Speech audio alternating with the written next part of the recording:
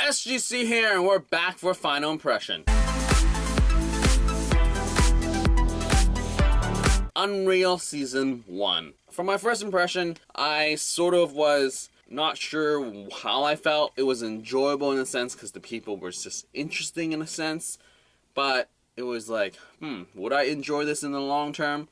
All in all, I would say the entire season has been an interesting sort of thing. There's a lot of drama happening. The cast is relatively huge, so it keeps you in a sense, because it kept me in.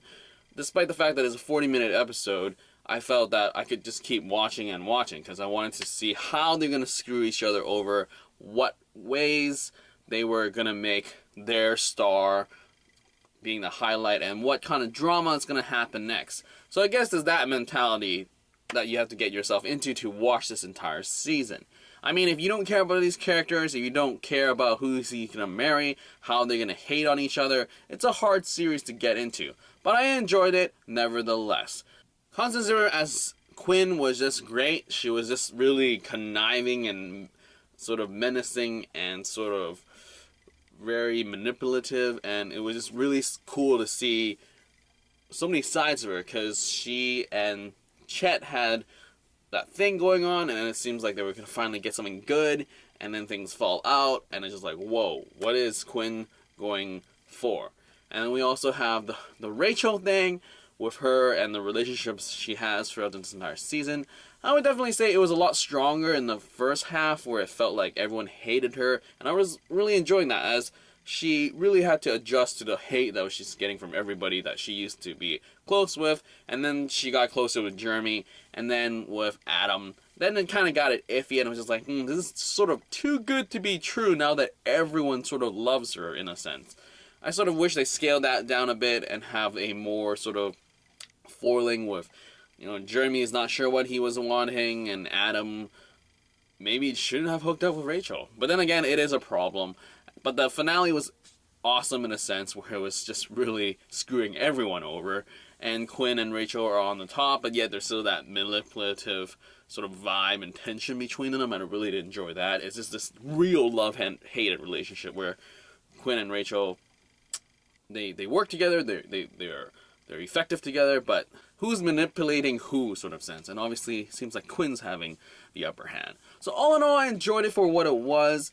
And definitely, it's an interesting concept, the crew of a show. I wonder what next season is going to be about. Probably another suitor in a sense.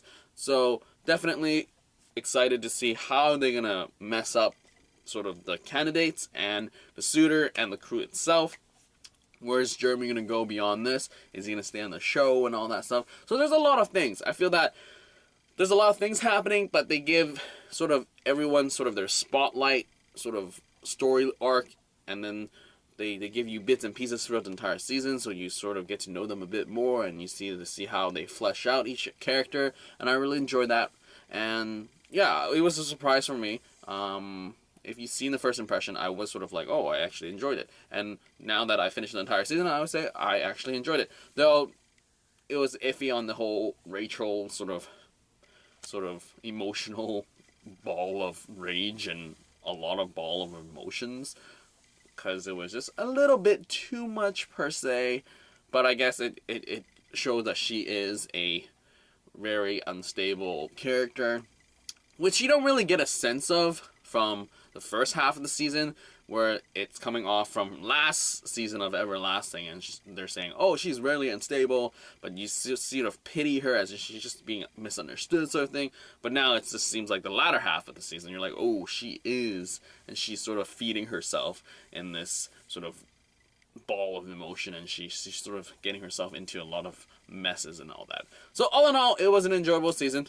A lot of manipulation, conniving plans, and all that crazy drama and all that stuff, and it's just like, oh, okay.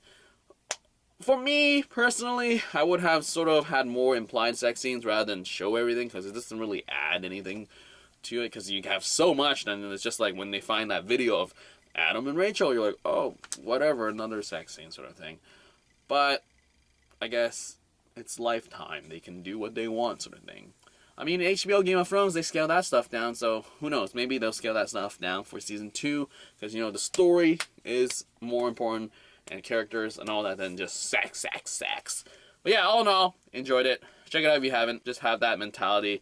You need to be interested in their drama, their hate, and their stuff. Anyway, that is all for this final impression of Unreal Season 1.